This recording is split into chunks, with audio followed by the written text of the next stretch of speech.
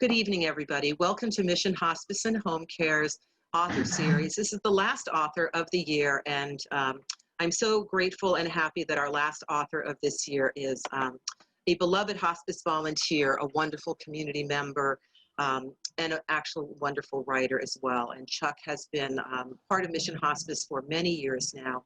I first met Chuck probably right after I started working at Mission Hospice in 2015.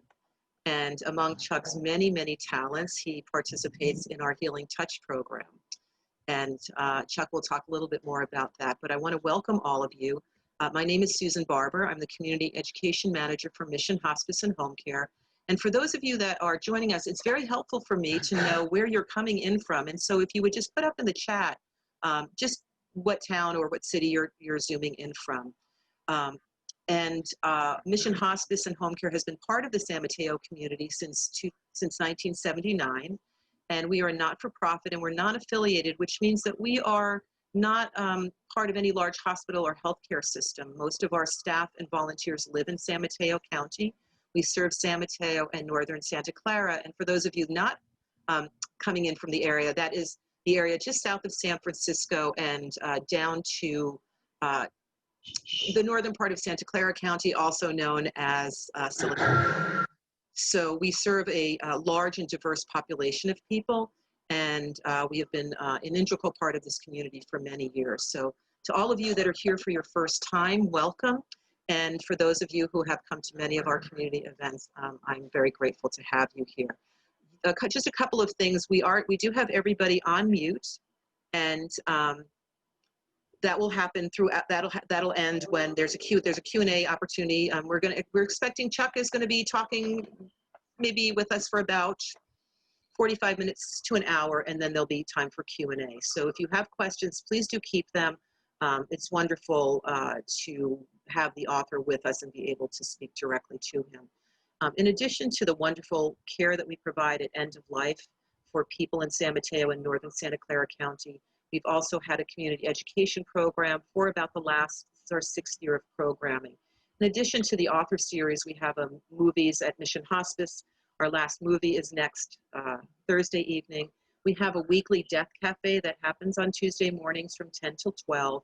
And then usually once or twice a month, we'll have a community conversation with somebody. And so you'll all be getting an email at the conclusion of this event tonight with an evaluation, and it is so very helpful to us all if you are able to complete that virtual evaluation.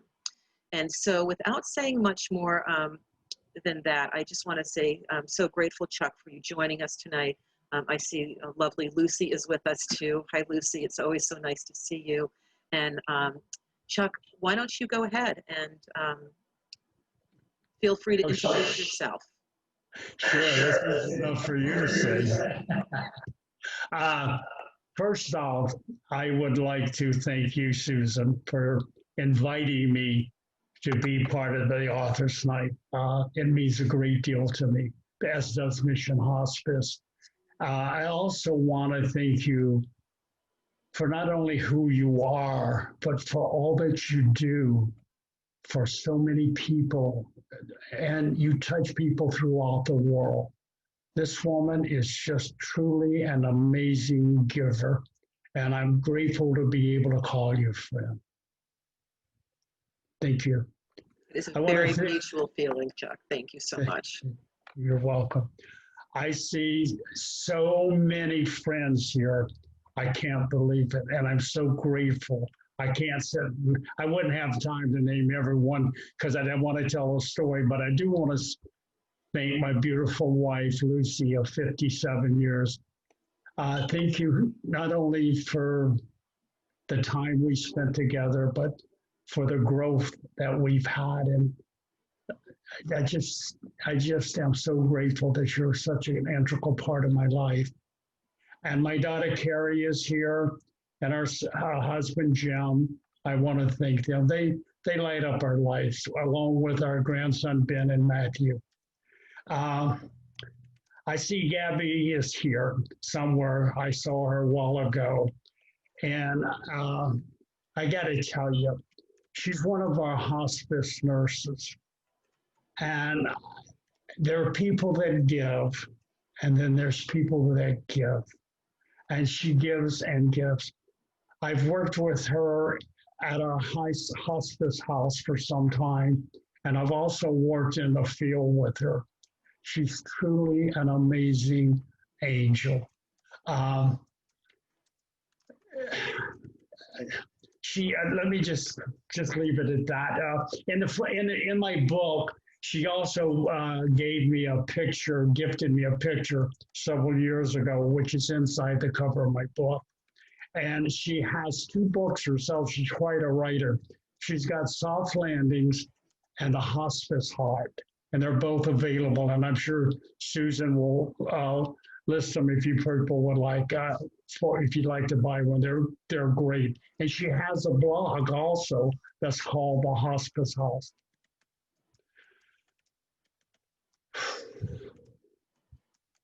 Being with someone that is in the grieving process is not easy. I also want to stop and thank each of you for your courage to show up here tonight, because I know for myself, it's not easy for me to talk about my feelings and my emotions. And as through the years, I've gotten better at it, but it's still not an easy thing.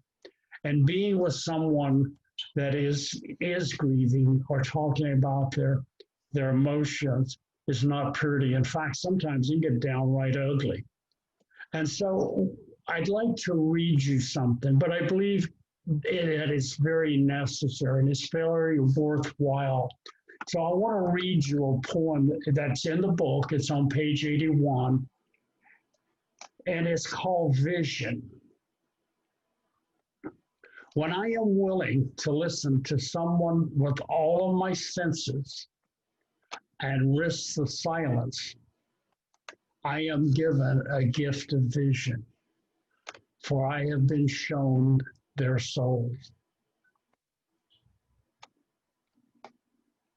I would like to invite you, each of you, to a vision of our souls. Lucy always had a saying, she did and she still does. She says, you want to know how to make God laugh? She says, tell him your plans. Well, right first off, before I go any further, I want to apologize to anyone if I offend them by using the term God. That's my term for my higher power. That's my belief. And I don't put it on anyone. So if you would, forgive me, because I will be using it several times. We had been married 23 years and life was good. We were both working. Carrie was in high school. David was down in San Diego going to school. And he came home and he loved the summer. We all did. I'm from the South. I was always dark brown during the summertime. And he came out of the shower in his shorts, 6'3". And Lucy says, what's that thing on your back? And he said, oh, Mom, it's just been there. It itches. It ain't nothing. She said, come here. So she got him an appointment. And they went in, did a biopsy. And it came back stage 3 melanoma. To say the least, our plans changed. David died at the age of 21 with Lucy and I holding his hands, singing him songs. We were singing, be not afraid, I go before you, come follow me. And to say the least, our lives changed dramatically. Things that we held to be absolutes in our lives no longer had any value. We lost friends because they couldn't be around us. They wanted us to be the same that we were. And we couldn't. We couldn't. And the grieving process that we went through, we all grieve differently. Lucy grieved one way, I grieved another way. Carrie, we didn't do a good job with her. And I'm going to add this right now, is if any of you have children and there's anything going wrong in the family that's hard, please don't try to show them. We did, and she was left out of our lives for several months there. And I wish I never had, but we did the best we could at the time. I think it's very important that the whole family be together, but each family gets to decide that themselves.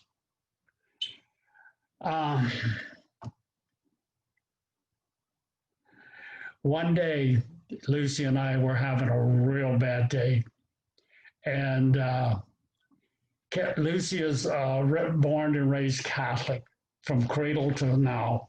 I was raised Pentecostal, and I went all over the board and ended up converting. But she looks at me and she says, do you know what the 11th commandment is?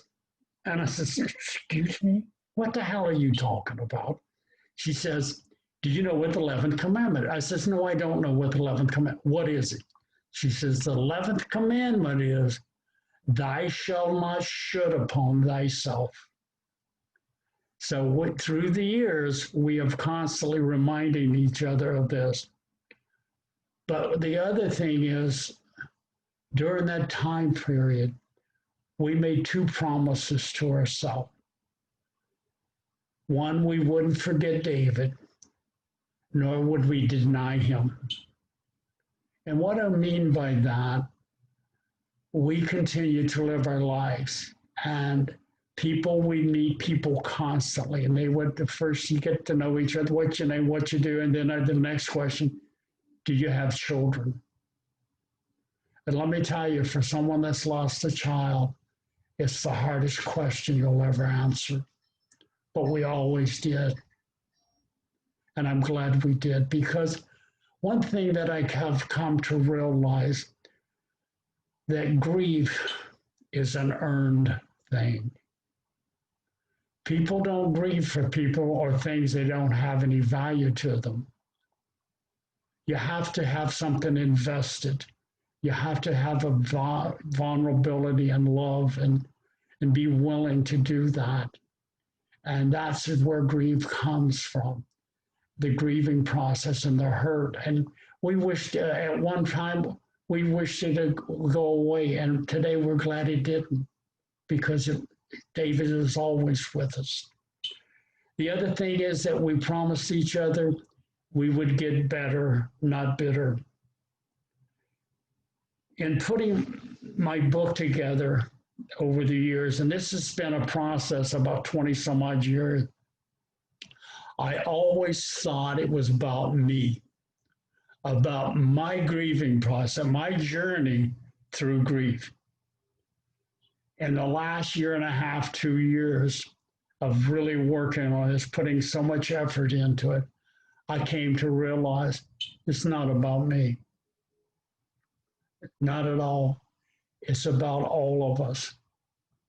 Because every one of us, every day, has something we have to change. And death is about grieving, and death is about change. And we all have stuff that we have to give up every day. In my life, I've come to realize the changes are not about me trying to change somebody else. It's about me changing me.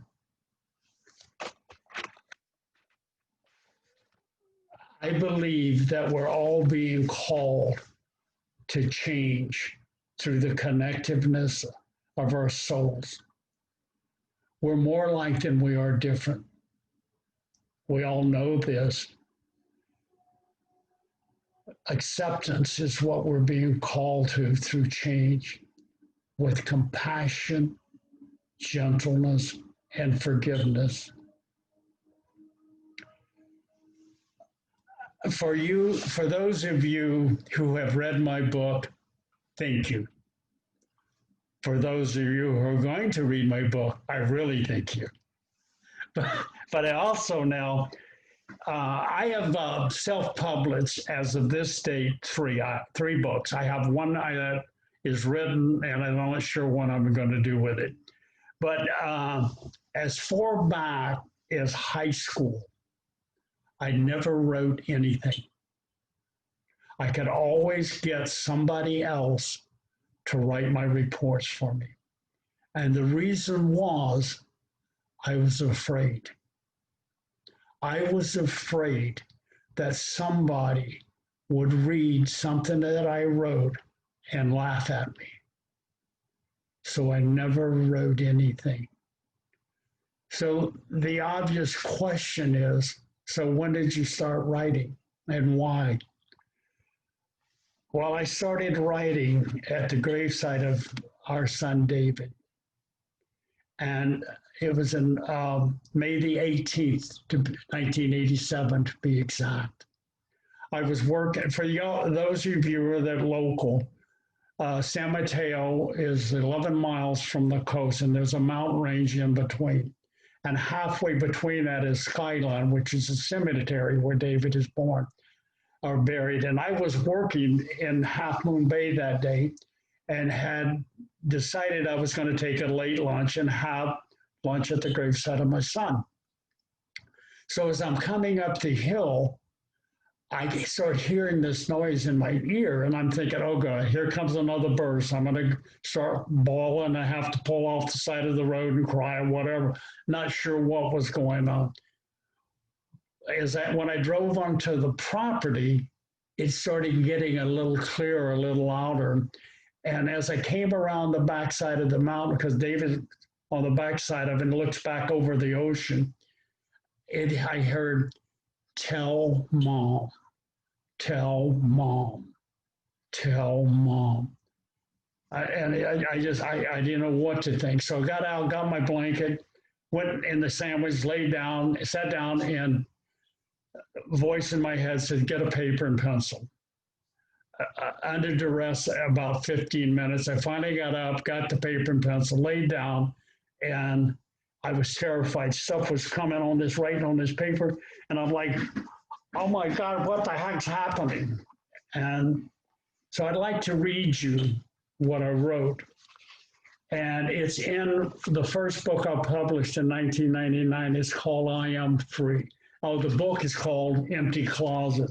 The poem is called I Am Free.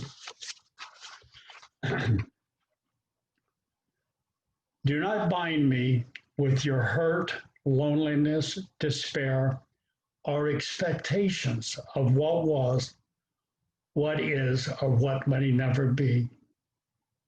Instead, rejoice in my freedom, for I am the smile on your lips, the dew on the grass, and the birds in the sky, and the breeze and sun on your face. Remember, I am free. Remember the laughter and fun, the tears and the growing time of each of us. But most of all, remember the love. I am free. And so are you. Live and enjoy all things, because I am these things and more, and they are my gifts to you. I am free. And so are you. And as you free me, so are you free.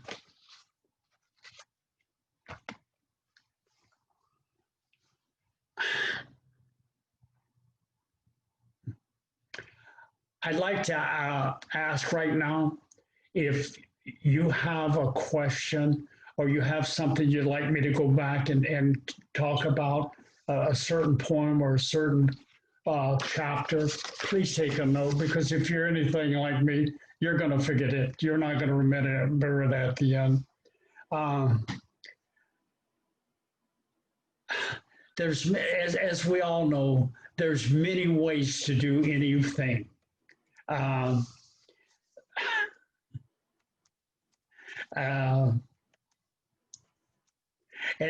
Especially in reading books and especially reading my book.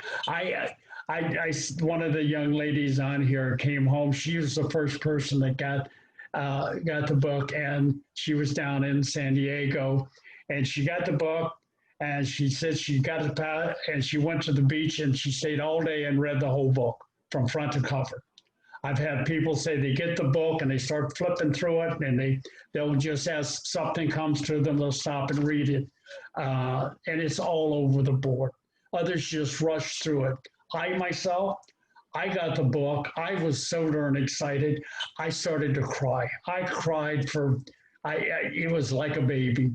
I'm a picture guy. I went to the pictures and I looked at all the pictures. And then I started flipping through it. And wherever it stopped, I would read something. I do that today. It's on my coffee table. And each morning I pick it up, read something. But in doing that, I miss the story. When I started to put this thing together, I went back and started from the beginning.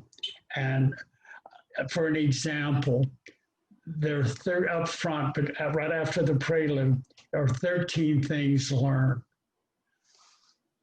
That's the answers. Each of you that choose to read the book can find your own questions. Patty Lorne, I'm not sure if she's here or not, but if she's not, thank you, Patty. She is a creative genius. I cannot tell you how grateful I am for her. This young lady took a stack of poetry like this and said I had wondered for years trying to get help. And she finally said, I will help. I'll do this for you. And she took this and created this most beautiful flowing book that I've ever seen. And so with that said, this is what I want to say. For you that haven't read it and you that have skimmed through it, my book is a heavy, tender, compassionate love story. It's as old as time and as current as a second ago. And the reason I say that, every second somewhere in the world, somebody dies. And I'd like to read another poem out of Empty Closet, if I may. And it's called Death. Death is as much a miracle as his birth. I just have to be present to understand this.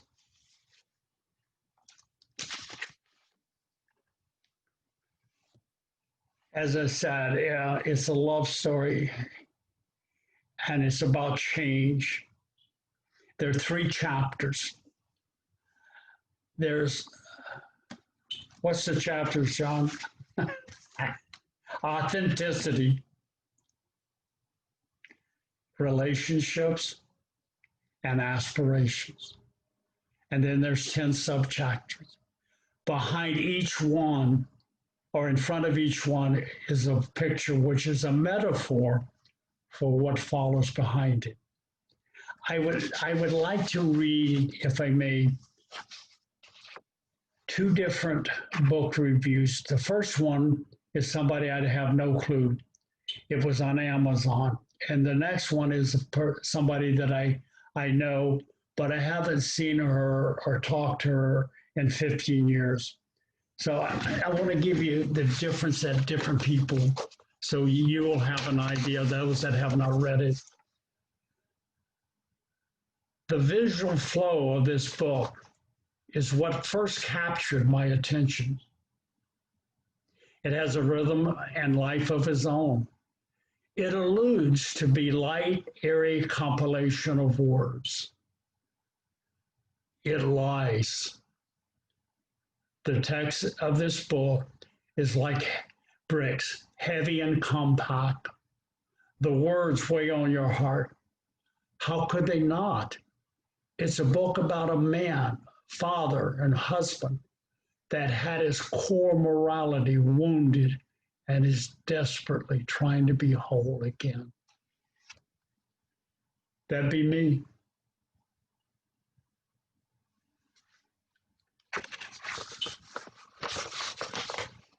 The next one. Your wonderful book has been such a delight to read. I can't tell you how I've enjoyed your deep and quiet wisdom.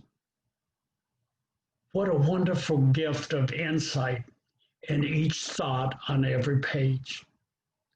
I found it both challenging at times and nourishing at others. What a gentle and powerful way of learning to forgive ourselves. And at times others, which is always the hardest to do. May you continue to write, being inspired by the Spirit. Your words certainly leave their marks in our hearts. So let's get with the book. As I said, the first chapter I'm going to read from is authenticity, and the first subchapter is false selves. No, actually, the first chapter is the shadow side of me.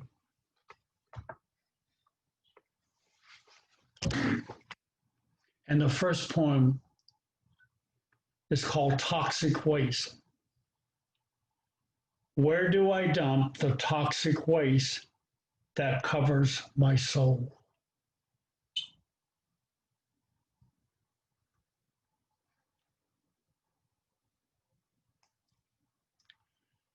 That child. Who is that child screaming to get out?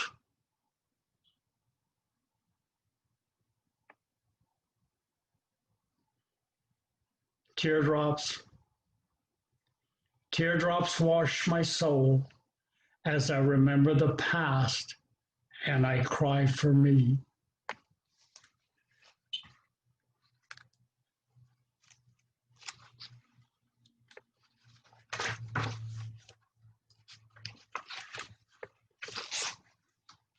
Sometimes it just doesn't work. You have it as you have it planned, but here it is. Chris, this is for you. Pissed. Some days I get so pissed at what I know not, for sometimes what does not matter. I'm just pissed.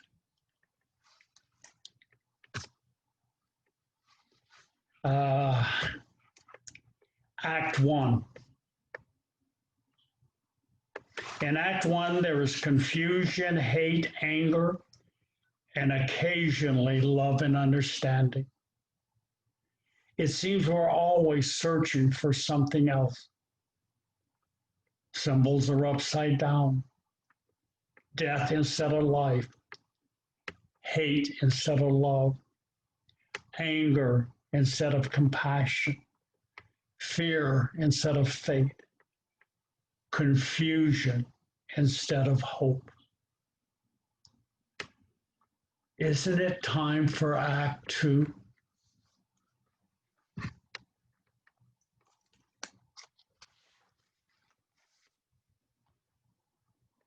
Next chapter, false selves.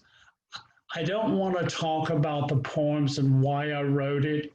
And the reason is I don't want to lead you to something. Lucy has asked me through the years and other people, what does that mean? And I won't say because it's, what does it mean to you is what I'm trying to get. I'm not trying to talk somebody into something. If it fits for you, God bless you. If it doesn't, that's okay too. So the first one under false selves is grown men. We go through life without a clue, thinking we're in charge of we know not what. So we charge ahead because grown men do cry for the loss of ourselves as we become what others say we are, even though we know it's not true in our souls.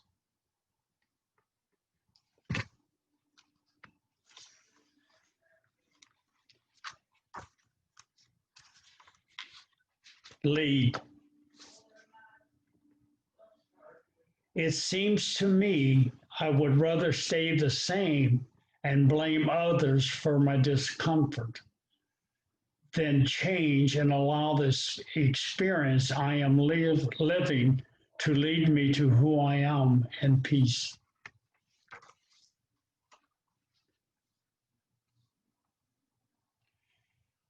Hid you. I have hid you behind so much stuff that I cannot find myself.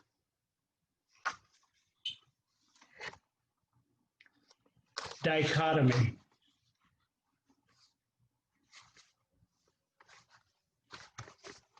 Flip side of me. Why does one side get the fame and the other the blame?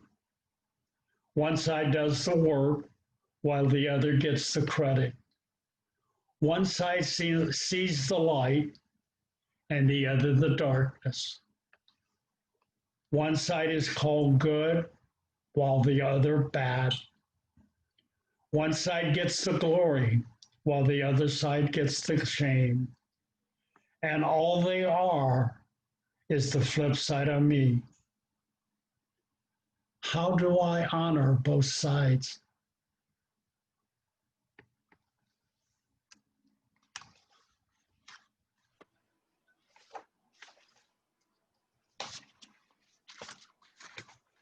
Healable.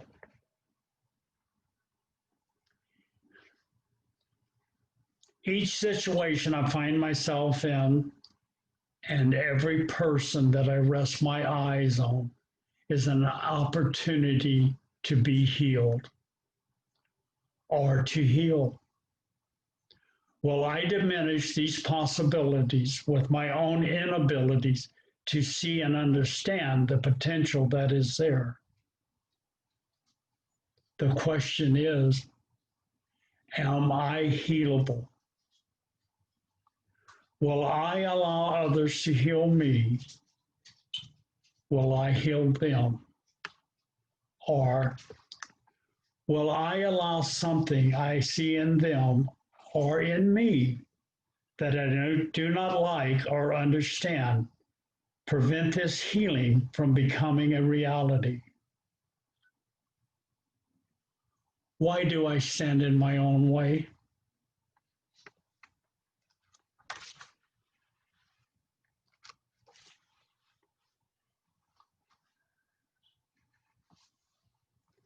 Broken by life. As we are broken by life, we become whole.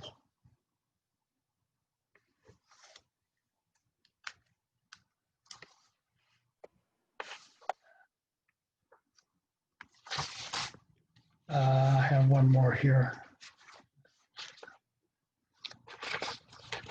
Excuse me a second. My fingers. The next one is acceptance. The next subchapter is acceptance of self. I wish you could see the pictures. They're absolutely phenomenal for metaphors. And the first one is attacked. It takes more courage to face oneself than to attack another.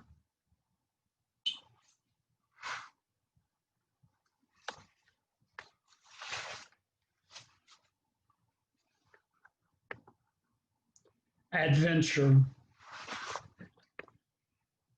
Being still is an adventure into oneself and can be an opportunity to come to know oneself and God.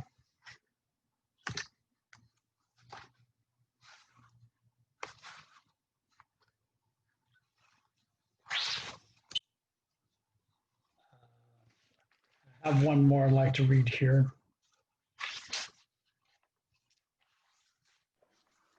It's called Stamp. Live life because you choose to, not because you have to. Put your stamp on life and let it reek with the essence of who you are, whatever that means to you, because without your portion, the Creator's plan is incomplete.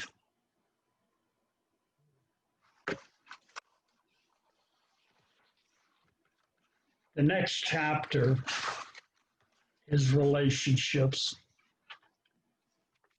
and the subchapter is cautious. And the first one I would like to read is ordinary. The little things in life, the plain, ordinary, everyday occurrence, become extraordinary when we share ourselves with others.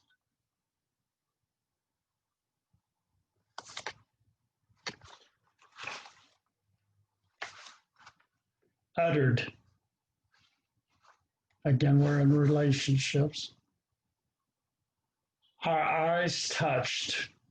We spoke from our souls and never uttered a sound.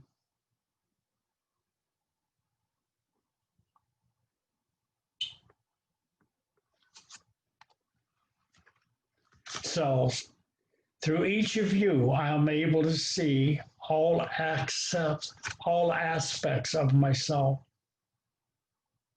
The lesson is remembering and loving each aspect of me.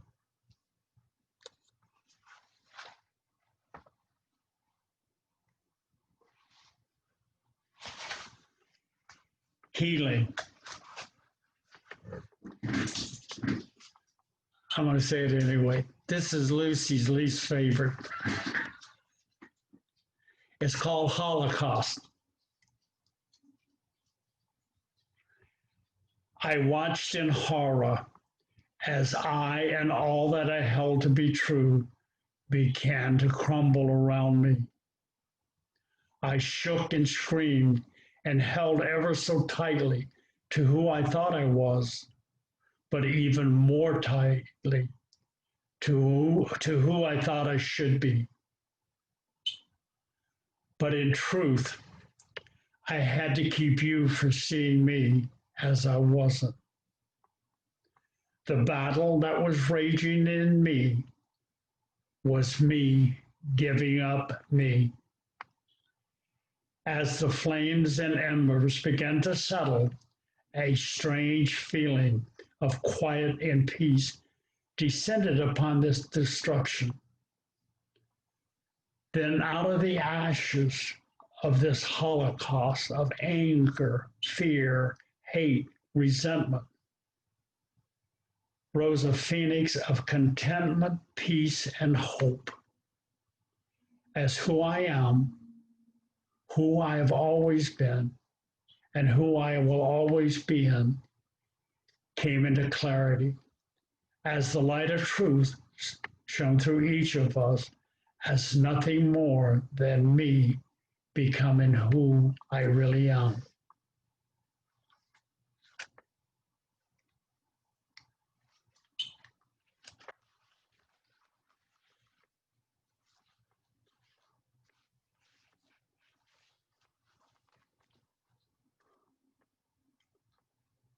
Broken. I cannot heal me until I'm willing to heal you. For I am as broken as I perceive you to be.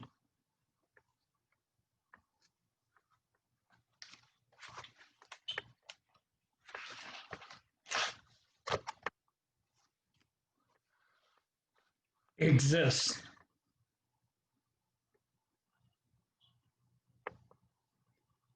Gratefulness allows peace to exist in total chaos.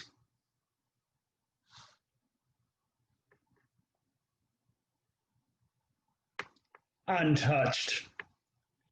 No one remains untouched by the healing of another.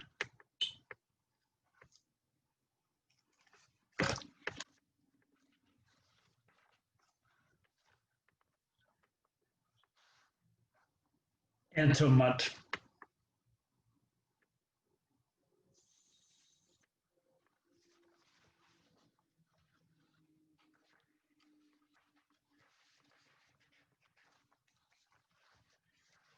Hugged you. I hugged you today and you weren't even there. It felt so good. I wonder if it felt as good to you. Hugs are so wonderful, even when you're not there. I thank God for hugs and you.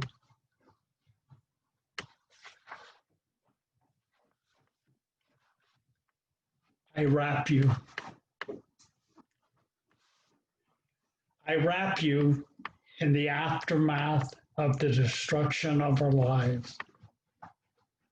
When all the world is in upheaval, confusion, and darkness, I wrap you in light, laughter, joy, compassion, warmth, wonder, caring, tenacity, gratitude, and most of all, I wrap you in love.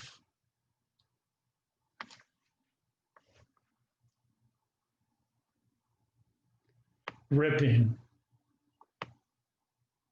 In the stillness of the universe, I could hear the ripping of our souls as we became individuals and remained one.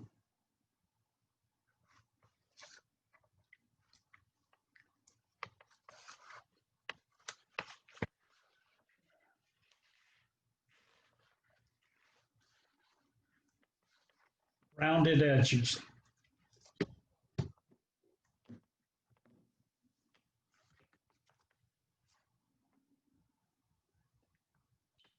I was just checking the time, doing a time check. Excuse me a minute. Rounded edges. I have always believed you and I have something so special that songs were sung about, books were written, and worlds are healed by it. If this is so, why has it taken us so long to accept it? Obviously, I needed to have my edges rounded and my heart softened. I thank you for your patience. Forever, the flower of love may wither and die as time passes, but gestures of kindness last forever.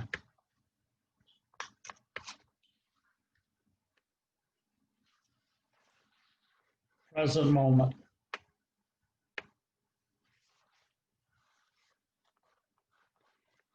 Need to be. We are where we need to be, and we get where we need to be when we need to be there.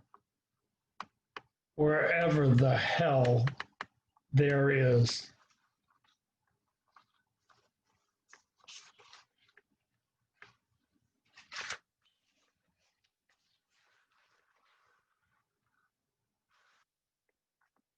Die.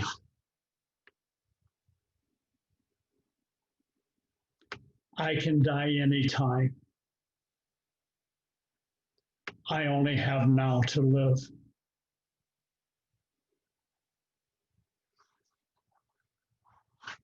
Enjoy. I can only enjoy tomorrow if I can enjoy today.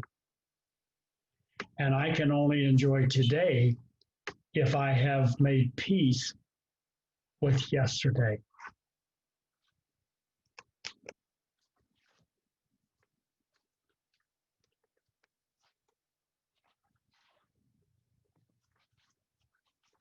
Gratitude.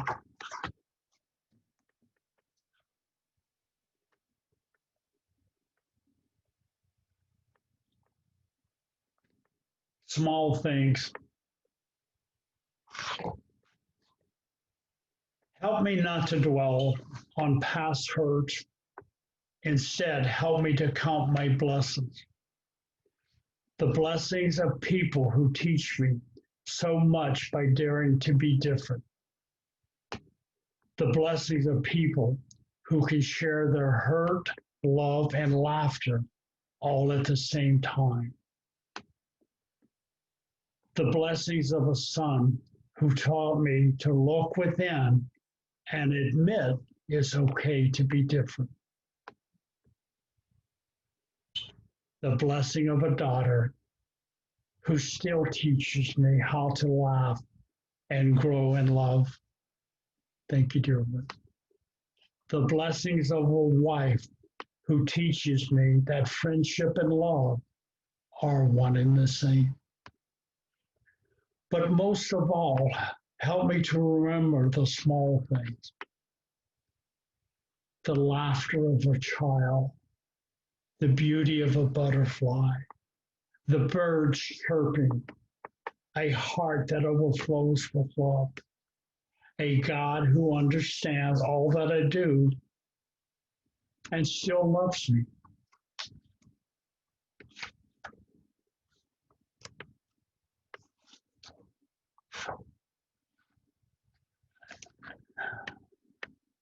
And the next chapter are prayers. Love.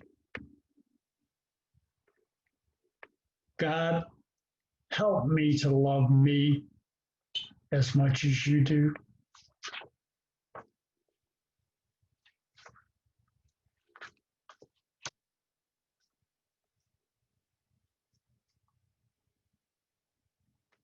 Silence. In the silence of my mind, I came to realize I didn't have to chase after God, nor search the universe over looking for him. He was already there, patiently waiting for me to be still. And in stillness comes the peace.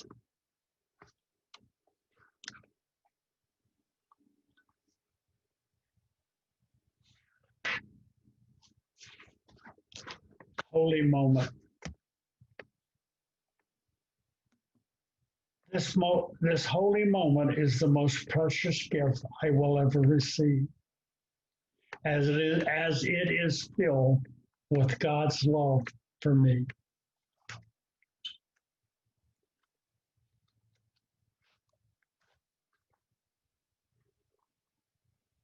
And the last one I'm going to read for now is called We Stayed. When we first met, we knew there was something special about us.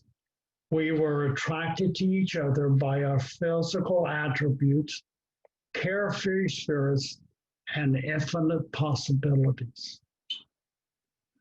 But we stayed for so much more. The unfathomable joy of the birth of our first child, David. But we stayed for so much more.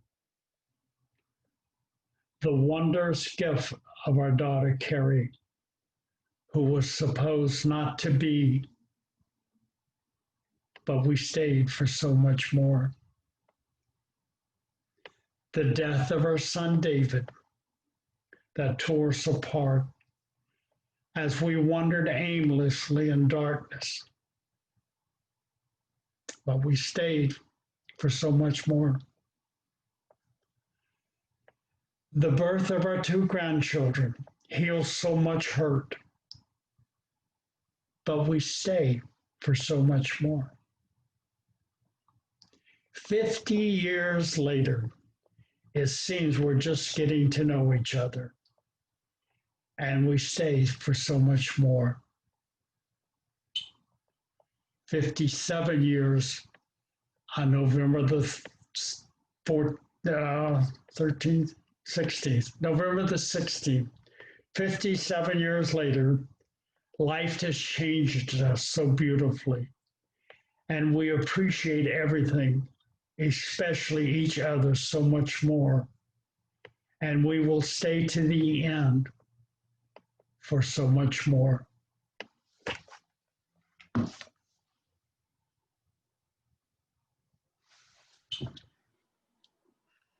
Wow, Chuck, I just beautiful. I am reminded of how much I love to be read to.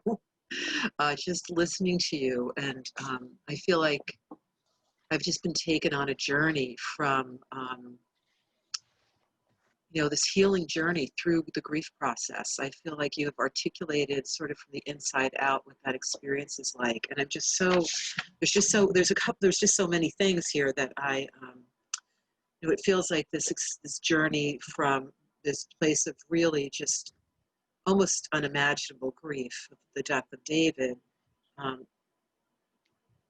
and interweaved with all of the love and support of your family and your faith, and to come out to this beautiful place that, the poem, the Holocaust poem, I felt like it could also be called Phoenix, like this complete sort of,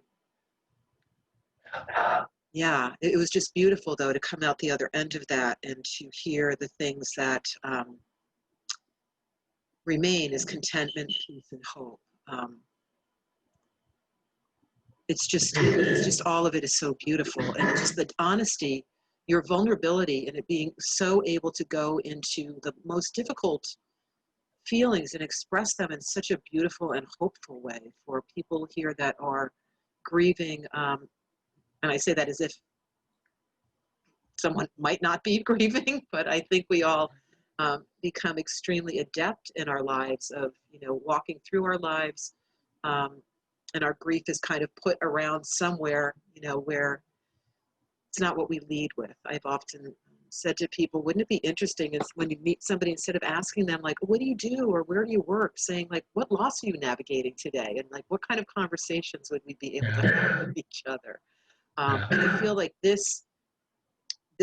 what you're reading to us, what you're expressing in your experience that you and Lucy and your daughter and your son went through, it gives us permission to do that, to really trust our losses, trust our grief, and trust our beautiful hearts. And I just feel so much gratitude. There's a couple of lines that really just struck me in one of the poems where you were saying that you cannot find yourself. And for anybody that, has gone through the grief experience, I think that feeling of just being completely lost and feeling like you're just a person that you just can't see. It's like walking around and, browsing your way through the experience. And, it's just articulated so beautifully that experience. And there's another thing that you had said. I love Lucy's motto. This is going to become my new motto, Lucy. Thank you. To get better and not bitter. That will give me something to work towards for the next rest of my life, however long that might be. So many of these things, Chuck, that I heard, I really, particularly the poem about healing, where the idea that everybody heals, that nobody remains untouched by the healing of another. And I think that so beautifully articulates also the work of hospice volunteers and the work that you do and many of the people here tonight do by showing up for a family or a person that maybe doesn't have a family, who in most cases is going through probably one of the most scary experiences of their lives. And to be able to know that there's people there that can guide them, that can support them, that can just listen to them. They don't need to show up in any particular way. The hospice volunteers and the hospice staff really allows people to just be whoever and however they are. And I've just seen and heard so many times that people gain so much confidence in their own experience. They can really trust that experience of dying in a way that they couldn't before the volunteer shows up. Often, this hospice staff, you can understand, oh, well, the doctor's here, the nurse is here, or, oh yeah, the spiritual person, spiritual care is coming, and the bath aide, I don't know why they're coming, but thank God they are. Bereavement, sure, I get that. But then, like, why would this total stranger show up to be with me? and to just listen to my experience and to support what I'm going through. And I think just that showing up for people just offers them an opportunity to look at this whole experience in a very different way. And, you know, that belief that nobody's untouched by the healing of another, I think is really, that's just such a beautiful articulation of what being at the bedside as a volunteer really is about, that you trust that implicitly in showing up. And I just wondered if you wanted to say anything about that. I know we talked last week about this talk, and I didn't know last week that you didn't want to tell people what the poems meant to you. So I will just skip those questions because I know Chuck well enough to know he's not going to answer them anyway. So I'll just skip that part. But, you know, I'm kind of curious in terms of the process or just the journey that you went through with your grief, you know, just kind of from the time that David got sick until, you know, his death. And then after that, I'm struck by the idea that you just like were at his gravesite and this poem came to you. It just came to you and shocked you as much as being probably with him at his death. But like, how has that continued to happen? Do poems come to you like that? Has that been your experience? I'm going to ask Lucy, are you getting feedback from me now? Oh, Susan? no, I don't think, is anybody else hearing feedback? I think it's just because you two both are probably on your mics in the same proximate space. Yeah, she's in the other room, but all right, it's me, then I can pick it up, but it's not there. As people have told me, oh my God, you write beautiful poem. I don't. Poetry writes me. I always have a pencil. I'll give you an example. Years ago, before we had cell phones, I'm going across the East Bay Bridge, and I'm doing, 55, 65 miles an hour across. And I know one time I had this word that came to me, and I didn't write it down. I'll get to that later, and it never came back. So I always have something. And I'm writing on a matchbook, driving across the bridge, trying not to wreck my car because something came to me.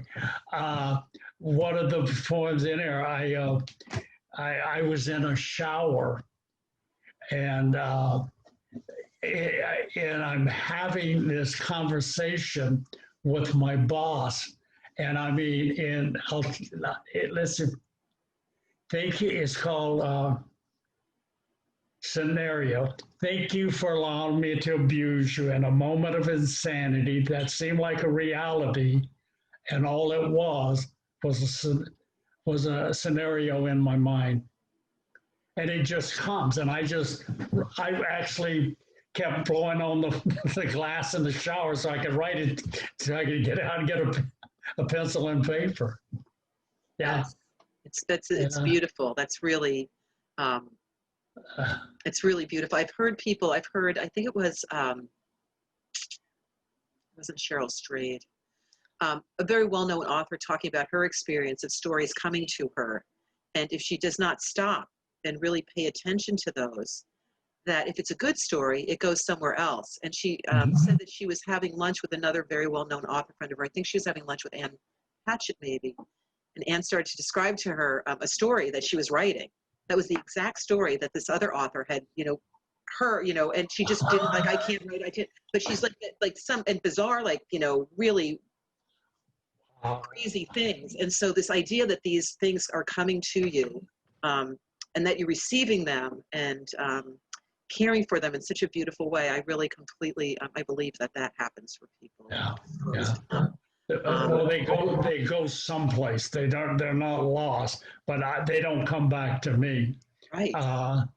Another one, and then we can open it up in a moment. I was on a retreat, and a young man came in. It was Thursday night, and it was Friday, Saturday, then Sunday. It was called Crucio, and it was very obvious that this young man was angry. I mean, you could feel it, 3 feet from him.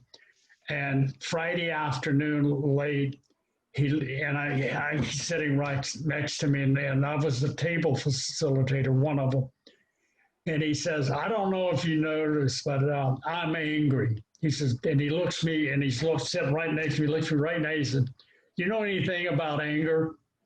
And I looked at him, I go, no, I don't know a lot about anger, but I can tell you a lot about rage. And he goes, really? And he says, where does it come from? I says, I don't know. That's why I'm seeking professional help, because I wasn't about to give him any advice. And at that time, that's exactly what I was doing. I was seeking professional help because I was dealing with rage. I had ran from the grieving process for so long that grief will come and catch up with you eventually. And I knew it, but I kept running. And so I went to bed about 2 o'clock. I have this, I call it my angel, says, get up and go to the chapel. I go, no, it's 2 o'clock in the morning. I'll go in the morning. And I roll over. And so we get this thing going for about 10 minutes. And I say, all right, I'll get up. And it says, bring the book. I got the damn book. So I go walking over to the chapel. I sat down, and this is what came, and it's in the book. Your rage comes from your abandonment of your inner self and your yearning to be whole. Wow. And you were able to really listen to that, Chuck. It's just, your ability to articulate these experiences is just so beautiful. I understand. So somebody has a question. I believe it's Jack Lenahan. And just for folks here, just so that you know, the easiest way for me to know and monitor who has a question is if you take your cursor to the bottom, or if you're on an iPad, to the top of your screen, there's something called participant. If you click on that, you'll have the ability to see a hand icon. And then I can just look at the list of participants, and your name will be up there with a hand next to it. And if you have any problem with that, just unmute yourself when somebody else isn't speaking, and you can jump on in. Jack, you are unmuted. Would you go ahead with your question, please? Yes. Knowing Chuck very well, I was struck by one of his comments, one of his poems. And it so struck me because I can identify with it so much. And the poem was called Need to Be. And his poem is, this is where God needs me to be. And what you have to do with that is you have to then meditate. Well, why does God need me to be suffering? Why does God need to have one of my children die at 48 of a pulmonary embolus and gone for my, why do I have this argument with my wife, with my children? And all God is doing is saying, okay, look inside, meditate on it, think about it.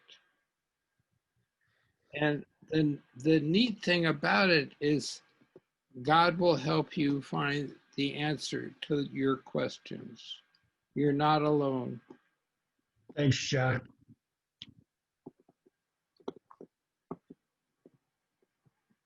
Thank you so much, Jack. And as Chuck, there's a lot of people that joined us after Chuck had kind of started his reading. And so I just want to articulate what Chuck had said earlier, is that God is a word that he uses to express what he believes is this highest power. And for people here that may have different words for that experience, I posted something that one of my teachers said about, he said, use the word God often, and I have no idea what that actually means, but I see nowhere it's absent. And that has been very helpful. And Jack, I so appreciate your sharing. And um, sharing about those things that are so difficult. When I was a hospice volunteer coordinator, there's a 9-minute video. It's on YouTube. It's called Why Me? And we used to show it to the hospice volunteers. It sort of shows that it's a cartoon of a 9-minute cartoon of a guy going to his doctor, getting very, very bad news, and going through all of like the sort of emotions that one might go through. A sort of sped up version of that. And that question, why me? What is it that I am able in this experience to take away? What about this experience could be a healing place for me, or a place for me to turn towards my own suffering, my own pain. My friend Stephen Levine also used to say, pain, that's not optional. We live in a human body. We have a mind. We have a body. We stub our toe. It hurts. But suffering is kind of how we relate to that or don't relate to that pain. So he would say that pain is not optional, but suffering could be. And that's not to at all diminish what people's experiences of great losses are. And Chuck, I think, just so beautifully articulated, when you are able to turn towards that loss and really be with it. There's lots of discoveries also. It can be a really the hardest experience ever. I'm also speaking from my own experiences of losses, and there is so much to be gained by turning towards that. When I stopped running, that's exactly, and it's in the front of the book. When I came to a point in my life where I couldn't run anymore. I had become a workaholic. I was working 76 to 100 hours a week. I was an alcoholic. I was doing drugs, some, and it just wasn't the thing to do. And that went on for a while, and finally I decided I took off. I made a reservation at Vallombrosa, a retreat center in Menlo Park, and I went with one commitment. Whatever came up, I would deal with it, because David had so much courage. It was unbelievable. Give you an example. The day that he died, we took turns spending the night with him. Lucy and I were talking about this today. He got up in the morning. Lucy spent the night, and he woke up. The doctor came by and he says, "You need to shave, young man." He said, "Not shaving today, doc."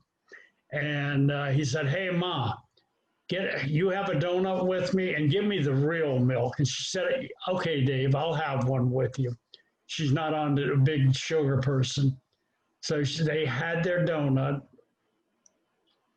David says to Lucy, she says, "Mom, are you going to be okay?" She says, "Dave, we're all going to be okay. We've told you whatever you need to do for your highest good is okay. We will be okay." And he says, "I'm tired.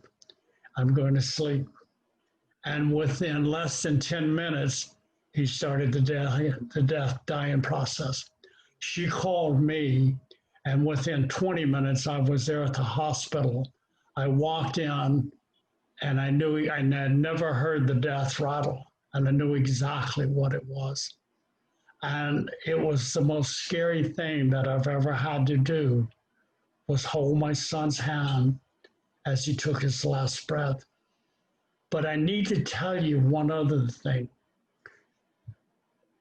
Once David took his last breath, we all know our children well, and they all have their own little quirks. When David got excited, he was 6'3", he would jump up and down, his knees would come almost up to his chest. He'd get so excited, he couldn't stand himself. David had left his body. I look over, and on the bed, about a 6-8 inch David was jumping up and down, and he said, "Did I do a good job? Did I do a good job?" And I said, "Yeah, you little sucker, you did a good job." And Lucy goes, "What are you talking about?" I said, "Don't you see, David? He's right there." She says, "No, I don't." So, yeah. Yes. Thank you for sharing that, Chuck. There's so many things that happen at the time of death and around the time of death, things like that, that we rarely hear about. And I so appreciate when people share those stories, because for those of us that have those types of experiences that are really out of the box, you know, for many people, I think, just walk around thinking they're crazy until they meet other people that have say something like this. And then you're like, oh my God, I'm not, well, maybe I am crazy, but other people have this experience too. Maybe we're all crazy. Maybe we're all crazy on different days. Yes. And that's why this all works. You know, Chuck, could you talk a little bit about, you know, having such, you know, that kind of type of grief and then turning towards hospice volunteering? Could you talk just a little bit about that process, like why that was, you know, what you felt kind of called to do? I'm just curious about that, and if you've written about that at all. I'm looking at this page here, and I see George Fovio, I see Rob Cohen, I see Mark Tormy, and I saw two other ones on here. Patricia's here. I see Patricia. I see Constance is here, one of our volunteer coordinators. No, but these are people that go back, that were with David. They were part of David's group. And there were 5 or 6 of them. And John over here. There was probably 7 or 8 that were on the Zoom a while ago. And these were our family, because our closest family was 10 hours away. Wherever we were, Lucy and I made our home, and our community was our family. And today, these young men and women are still come into our house. They don't call, they just walk in and they go in and sit down and they go, "Where are the cookies? Where's the milk?" You know, it's the same place it's always been. "Where's the beer? You go get it yourself. I don't serve you." And so that was the community, along with my church and my Cursillo group. That's where Lucy and I got most of our strength. I have a men's group, a prayer group, that I have been involved with since 1984. And so it's that kind of where I get it. But you have to be willing, again, to reach out to others. To have a friend, you have to be a friend. And Lucy and I made that happen. In fact, right before we sat down, she went in the living room. We were talking, and she says, "You know what? I am so excited." I go, "So am I." She says, "No, but we got people coming to our house again. This is so exciting." I mean, we entertained all the time before David, you know, died. I mean, there was always something going. Yeah. And then afterwards, for a long time, there wasn't. We just, I don't know how long, it's probably maybe 10 years before we had dinner we cooked dinner for somebody. Yeah. Everybody does it different, and it's absolutely okay. You were talking about hospice. I don't know, does anybody else have any questions or would like to make a comment or anything? And just to know if Catherine, or if you maybe put on the gallery view or just look through, because unless somebody does the hand raising, I'm not able to see, because we're recording this, so you'll just see me and Chuck mostly, and the people that are asking questions. And please know that this is still being recorded.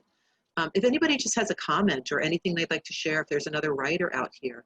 I see Diana Baker, you have unmuted yourself, so just... Oh, I didn't know that would set off the alarm.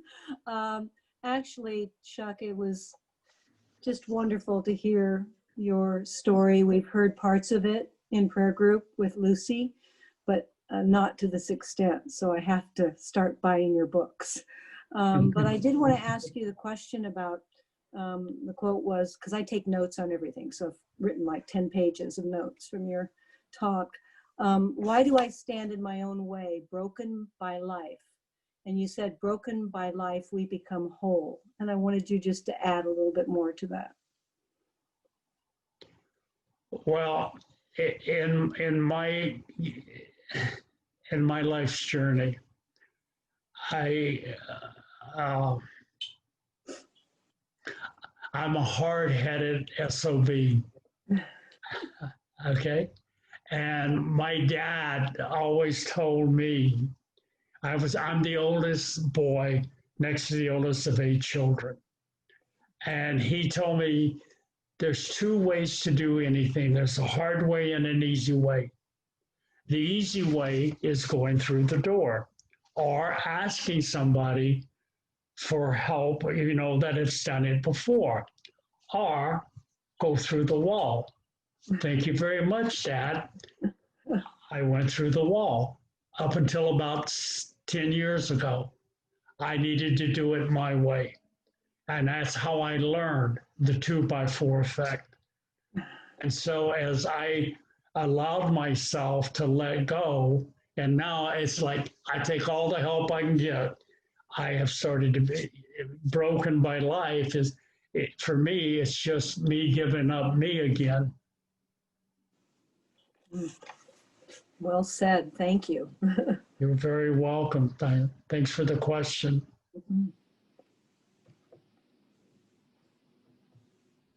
Thank you, Diana, so much. If anybody has a question that they don't feel confident just getting up on and speaking, if you want to put it up in the chat, we also absolutely are monitoring that. And Chuck, I wanted to say something because you talked about this early on about your daughter. And we talked about this idea that so often, and I heard this regularly when I was a hospice volunteer coordinator, where families would say something like, well, we don't want to use the D word or the H word. We don't want to use death or hospice, or we don't want, the kids, we can't talk about this in front of the kids. And I've often said, if you want to know what's going on in your family, ask your children, because they know everything. And by not allowing them to participate in some way, in my own experience, the first death I can remember, my grandmother died when I was about 8. And it was a very emotional thing. My mother was very not emotional, was screaming in the kitchen and collapsed on the counter. And my father ran downstairs with 2 dripping wet children under his arms and put them down on the middle of the floor. My brother and I were at the breakfast table, and we jumped under the kitchen table and pulled the chairs in to see. We had no idea what was going on.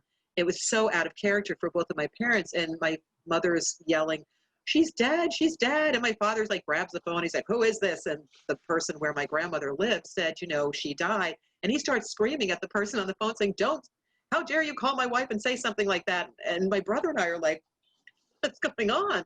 And then my father saw us under the breakfast table, and he looked at us and he just said, you two get back and finish your cereal, and you're going to be late for the school bus. And then we just got on the school bus and went to school.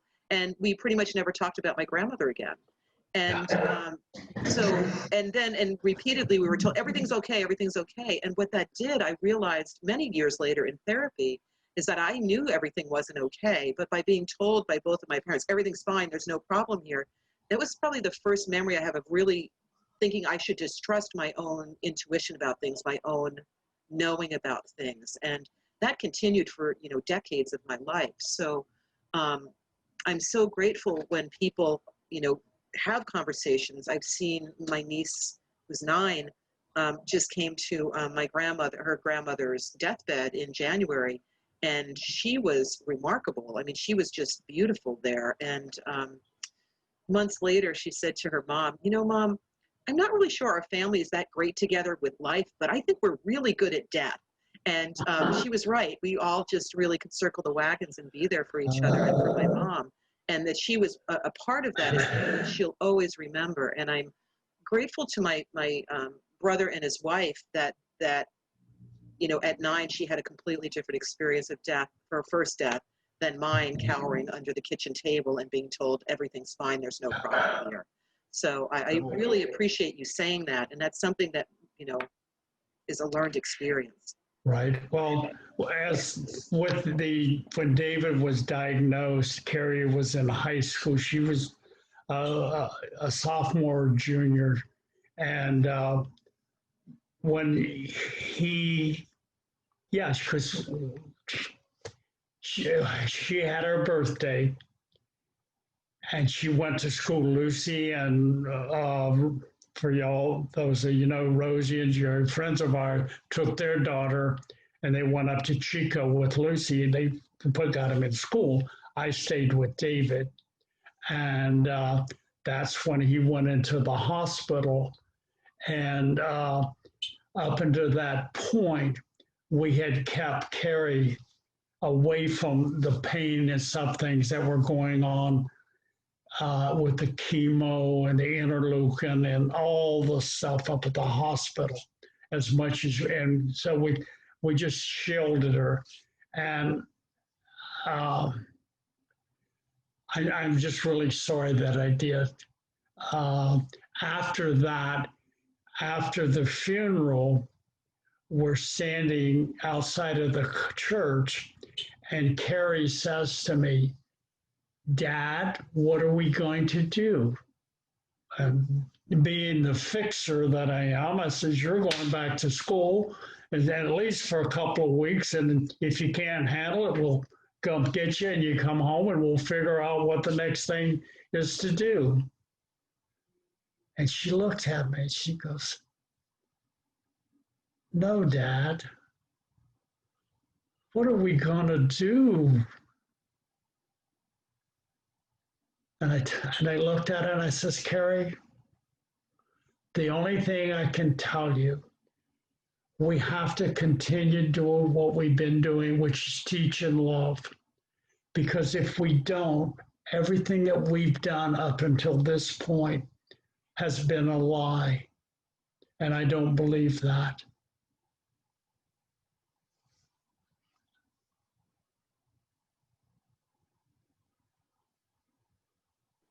Thank you, Chuck, so much. It's beautifully articulated.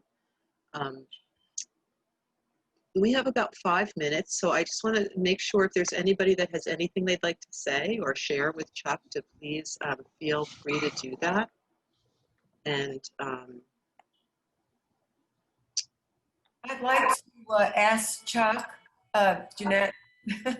Hi, Jeanette. Hi, Chuck.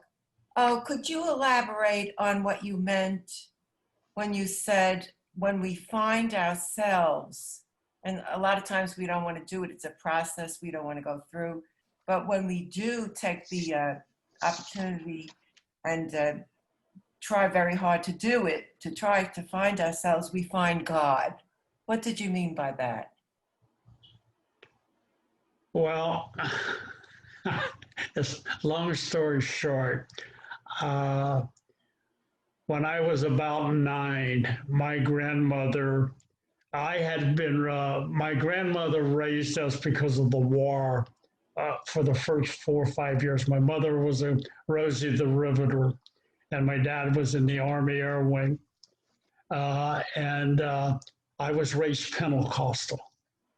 And so I was speaking in tongues, laying on hands, and my grandmother was standing on the stoop one day talking to her son and said, "That boy's going to be a great preacher someday." And I saw this picture of a man in a black coat with a pipe hat on, a black hat, a beard, standing on a corner on a stool, damnation and hellfire. And I said, "I ain't doing that." And I turned away from God then. And I went to different, and my mother said, "You will go to church." I went to the Baptist. I went to every church there was. And then I ended up doing some Buddhism when I was in Japan. And I came back, And I was in Norfolk with my buddies, and they were all Catholic. They said, "We're going to church." I go, "Why the hell are you going to church? Let's go party." I go, "Why are you going to?" She says, "They got girls and food." I said, "Let's go." And so I went to mass with the guys. It's the first time I was in a Catholic church. And so we did this, and we taught the baseball team. And then I met Lucy 3 or 4 months later, and it was history. And I committed to raising my children in the Catholic Church, and then confirmed myself. I got confirmed. So that's the reason. Then you found yourself, you found God. Yeah. Beautiful. Thank you, Chuck. You're welcome. You're welcome. Thank you, Chuck. Well, Chuck, I thank you so very much for this beautiful talk tonight. I'm going to be sent. Yes, you would like to say one more thing? I do. Yes. I'd like to read you one more poem, if I may. Mm-hmm. And it's in both books. It was originally in Empty Closet. And this is for each of you. It's called Tapestry. Your portion of the tapestry of my soul is very beautiful. Whether it's a fleeting moment or a lifetime together, I am grateful. Because without your portion, I could not be whole. God bless you. Thank you so much, Chuck. And thank you all for joining us this evening. The Mission Hospice Community Education Program we're so grateful to you, Chuck, and for all of the folks here that support our work at Mission Hospice.